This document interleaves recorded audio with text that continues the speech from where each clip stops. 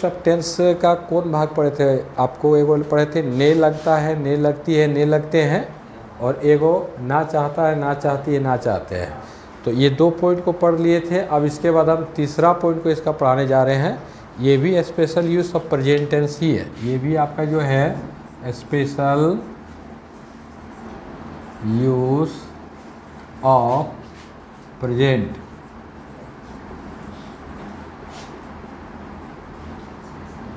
Tense. जैसे present tense को आप नॉर्मल तरीके से पढ़े थे, आप लोग, आप सभी पढ़े थे ना प्रेजेंट टेंस को। इसमें थोड़ा सा स्पेशल उसका यूज़ है, यानी डबल वर्ब का प्रयोग करके हम दिखाएंगे। और ये सेंटेंस सिंपल प्रेजेंट टेंस जैसा ही लगेगा, लेकिन इसमें थोड़ा सा एक अलग अंदाज होगा, अंदाज थोड़ा सा अलग होगा। जैसे इसका क्या अंदाज होगा, इसका पहले पहचानते हैं। क्रिया प्लस ता रहता है, ती रहती है, ता रहता हूँ। क्रिया प्लस ता रहता है, ती रहती है, ता रहता हूँ, ये हिंदी में इसका है। इसका जो है रूल जो है आपका, ये इस रूल से बनेगा। इसका 4 रूल है इसका। एक है सब्जेक्ट प्लस गोज ऑन या go on plus before plus object. दूसरा रूल है इसका rule 2, subject plus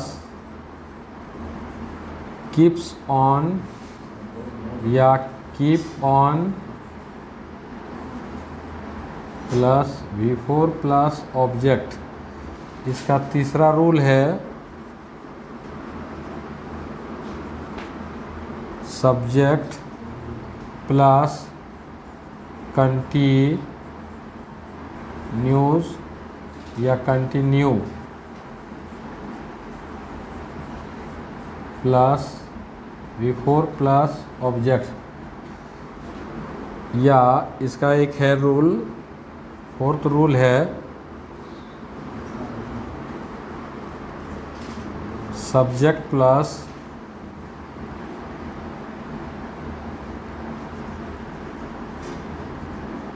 remains on या रिमेन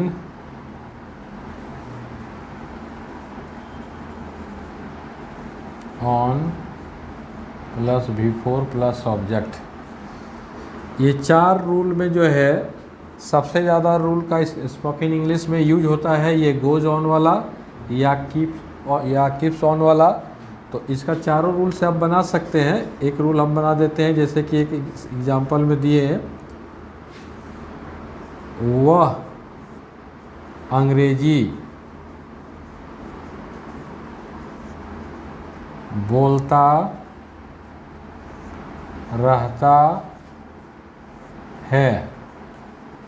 वह अंग्रेजी बोलता रहता है, तो ऊपर वाले इस रूल के अनुसार से बना रहे हैं, ही goes on speaking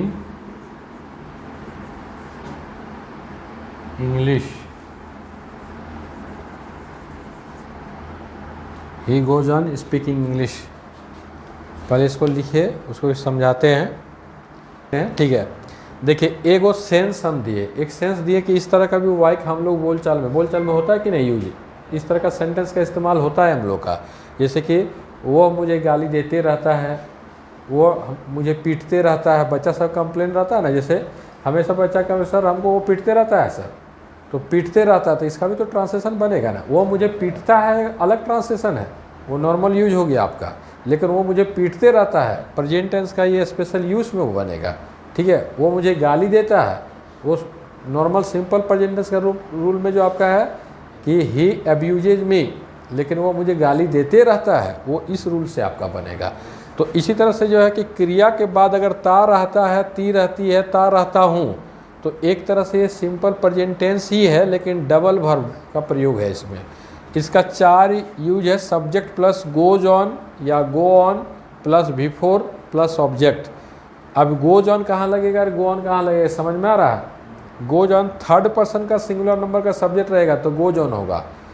he see it या कोई सिंगुलर नाम रहेगा तो गोज ऑन, और नहीं रहेगा थर्ड पर्सन सिंगुलर नंबर का सब्जेक्ट तो फिर क्या होगा, गो ऑन।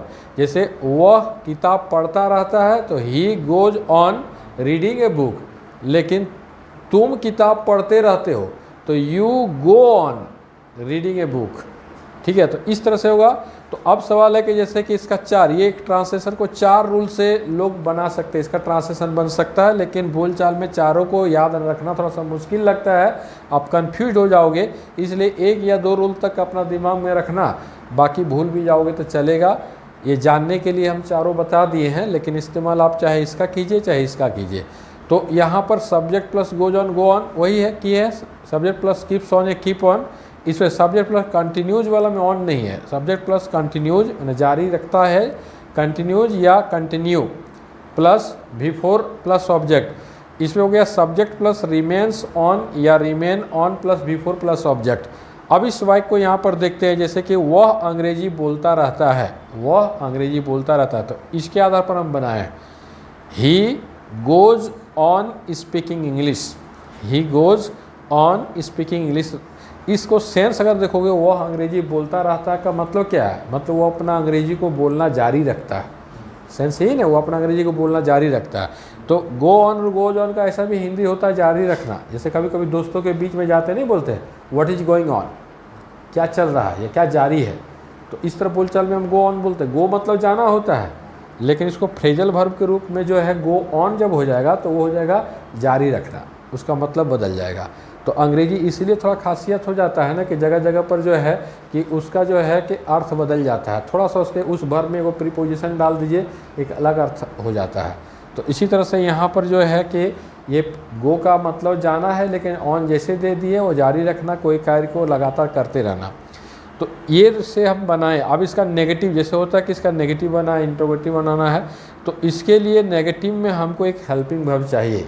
तो हेल्पिंग वर्ब इस टेंस का जो है कि डू या डज, ये देखोगे तो सिंपल प्रेजेंट टेंस जैसा लग रहा है ना, ता है ती है ता हूँ। तो सिंपल प्रेजेंट टेंस के रूल के अनुसार से क्या होगा, इसमें आपका जो है कि नेगेटिव जब बनाएंगे तो डज या डू का। अब यहाँ पर जैसे आप बोल रहे थे कि सर गो में नेगेटिव कैसे करेंगे, तो गो को नहीं करना है, उसमें डू या डज को लाना है। तो इसका जैसे कि वो अंग्रेजी नहीं बोलता रहता है तो ही डजंट, ये थर्ड पर्सन से, हाँ he doesn't go on, doesn't जैसे लगा देंगे गोज नहीं होगा, फिर गो हो जाएगा, हाँ ये हट जाएगा क्योंकि डज में आ गया।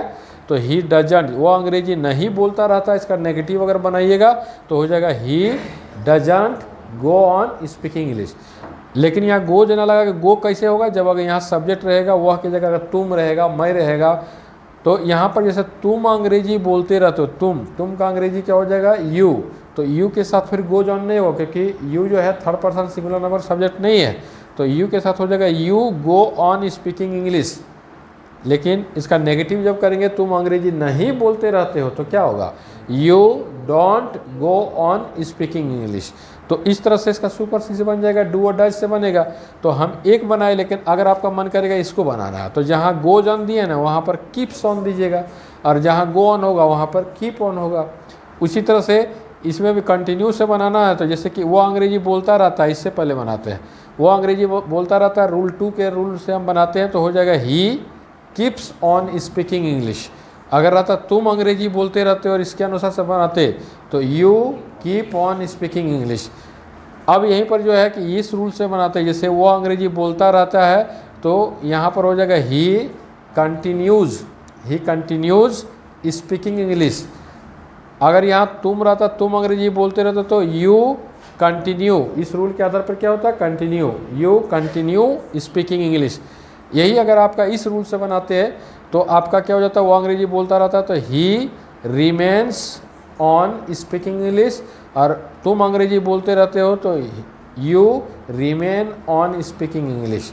तो यहाँ पर जो है सब का मतलब जो है कि अंग्रेजी बोलने के सिवा कुछ शेष नहीं रहता, यानी आप वो काम को जारी रखते हो। तो ये सारा का सारा जो है ना, एक सेंस पकड़ोगे तो ये काम जारी रखने का सेंस में है। तो आप 4 में से जो भी दिमाग में आपका आएगा उसके अनुसार से आप इसको बना सकते हो। तो इसमें इस तरह का वाक्य बहुत बोलचाल में इस्तेमाल होता है, तो ऐसे वाक्यों को भी आपको करना है। अब जैसे हम एक दे दिए he goes on speaking English, तो आप लोग को जो है कि आप लोग भी क्या होते हैं, जैसे स्टूडेंट मैक्सिमम क्या होते हैं, कामचोर बहुत ज़्यादा होते हैं, माने करना बहुत कम चाहते हैं और पाना बहुत ज़्यादा चाहते हैं। तो इस दुनिया में एक हकीकत है, कहावत है, मरने से पहले स्वर्ग नहीं जा सकते हैं। यानी आदमी मरने से पहले स्वर्ग जाना चाहता है कि हमको स्वर्ग जाना है, स्वर्ग जाना है, तो स्वर्ग जाने के लिए मरना पड़ेगा।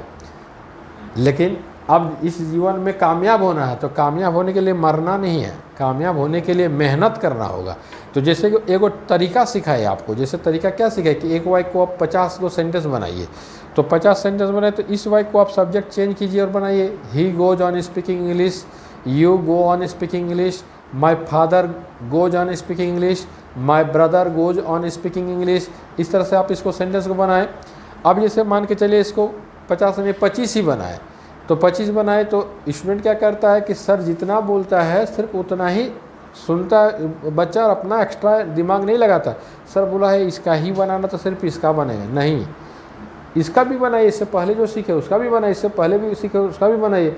नहीं तो होता क्या है कि सर जितना बोला ना उतना तो कर दिए, अब उससे एक्स्ट्रा क्या करेंगे। मैंने मुरारी करके एक चैप्टर था, जब हम लोग बच्चे थे तो मुरारी नाम का एक जो है बच्चा था, तो मुरारी करके जो कैरेक्टर था, तो उसकी माँ जो उसको करने के लिए बोलती थी वही काम वो करता था। तो उसका जो है घर चल नहीं रहा था, गरीब था। मुरारी को उसकी माँ एगो नौकरी में लगा दिया कि जाओ बेटा सेठ जी के यहाँ पर जा कर के काम करो। तो मुरारी चला गया सेठ जी का, बोला कि जो देगा ले करके आना तुम। तो दिन भर काम किया, दिन भर काम करने के बाद मुरारी को शाम में जो है सिक्का दिया, कॉइन्स, 1-1 रुपये का उसको कॉइन्स मिलता था, 10 गो कॉइन्स दिया। मुरारी कभी ज़िंदगी में उतना कॉइन्स देखा नहीं था, देखा बहुत खुश हो गया। तो बच्चा शाम के समय 2-3 किलोमीटर दूरी में था सेठ जी का घर और उसका घर, तो खेलते खेलते आने लगा, पैसा को जो है ऐसे ऐसे फेंकते हुए आने लगा। ऐसे गांव घर में बोलता है टकवा राजा टकवा राजा टकवा राजा, ऐसा करके फेंकता है पैसा को। तो फेंकते फेंकते बेचारा कभी यहाँ गिर गया, कभी वहाँ गिर गया, यहाँ गिर गया, सब पैसा उसका गिर गया। घर पहुँचा, माँ बोली बेटा कुछ लाया? बोले नहीं ला पाए मम्मी। क्या बोले? सेठ जी बोले कुछ दिया था? बोले क्या दिया था? बोले कॉइन्स दिया था।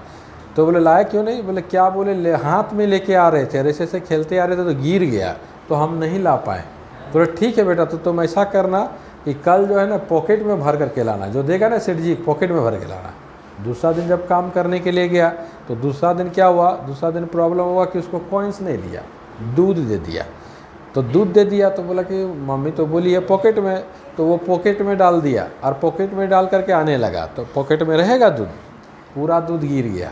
जब पूरा दूध गिर गया, घर आया, मम्मी पूछी बेटा लाया? जो सेठ जी दिए थे? बोले मम्मी सेठ जी तो दिए थे लेकिन उसको आप पॉकेट में भर लिए तो गिर गया। उन्हें क्या दिया था? ना दूध। ओह अच्छा ठीक है, कल हम जो है उसको बर्तन दे देंगे, उसमें भर के लाना। नेक्स्ट डे को बर्तन बाल्टी दे दिया, बाल्टी लेके गया। फिर उस दिन काम किया सेठ जी के यहाँ, शाम को जो है फिर दूध नहीं दिया उसको, एगो मुर्गा दे दिया। तो मुर्गा दे दिया तो उसको बाल्टी में भर दिया। अब बाल्टी में भर दिया तो सोचने लगा कि ले गया, तो बाल्टी में मुर्गा आएगा, तो उड़ के भाग गया। अब मुर्गा जो है उड़ करके भाग गया। जब मुर्गा उड़ करके भाग गया उसके बाद फिर क्या हुआ, उसके बाद क्या हुआ, तो आके मम्मी बोला कि मम्मी पूछी क्या लाया? बोले कुछ नहीं मम्मी, आप बोले थे बाल्टी भर के लाना, तो आज लाए नहीं आया। तो बोले क्या दिया था? बोले मुर्गा दिया था। बोले इडियट, अच्छा रस्सी देंगे, पैरवा बांध के लाना। नेक्स्ट डे को फिर रस्सी दिया मुरारी को। नेक्स्ट डे गया, उसका दूसरा दिन जो है उसको जो है एगो बकरा दे दिया सेठ जी के यहाँ। बकरा उसको बोला था कि पैर को रस्सी में बांध लेना, पूरा बकरा का रस्सी में बांध लिया पैर और घसीटते हुए लाने लगा। अब वो फिर मर गया, लास्ट में उसको भी छोड़ कर चला आया। बोले आज क्या लाया? तो बोला आज भी नहीं ला पाए ना, आज क्या दिया था? ना बकरा दिया था। तो बोला अरे इडियट, तुमको जो है हम जितना बोलते उतना ही सुनता है, कुछ कुछ अपना भी कॉमन सेंस लगाओ। मैंने हम तो सोचे थे कि हो सकता है आज भी मुर्गा देगा इसलिए पैर बांध के लाना, ठीक है, उसी के अनुसार से हम बोलते जा रहे थे। तो हम जैसा बोल रहे थे सिर्फ वही कर रहा था, कुछ एक्स्ट्रा भी तो कर सकता है, कुछ एक्स्ट्रा भी तो ब्रेन लगा सकता है। तो इससे क्या आप लोग को शिक्षा मिलता है? ये कहानी मेरे लिए नहीं, ये आप लोग के लिए है। आप लोग एक्स्ट्रा दिमाग लगा सकते हैं। यदि हम बोलेंगे सिर्फ इसी का करना, तो इसके अलावा भी तो आप कर सकते हैं। जो ट्रांसलेशन आप सीखे उस ट्रांसलेशन का भी प्रैक्टिस, मैंने एक दिन में कम से कम 500 सेंटेंस का प्रैक्टिस करो, 500 प्रैक्टिस करो, तो जाकर के आपको लगेगा कि हाँ कुछ अचीवमेंट हमको हो रहा है, कुछ मेरा फ्लुएंसी बढ़ रहा है। मेरा जो है माउथ से फ्रीली सेंटेंसेज निकल रहा है, तो उस हिसाब से करोगे। उसके बाद कोई भी चीज़ बोलने, क्योंकि अंग्रेजी को बोलने का अभी भी बोल सकते हो, लेकिन अभी बोलोगे तो आ ऊ आ अटक अटक करके बोलोगे, लेकिन वो फ्री हो जाएगा, उसके बाद उसको आप ई करके बोल सकते हो। तो ये सेंटेंसेज जो है कि ये सेंटेंस आपका जो है, जो भी सेंटेंस हुआ, इस सेंटेंस का खाली एक होगा, हमको सुपर 6 अभी बना दीजिए। एक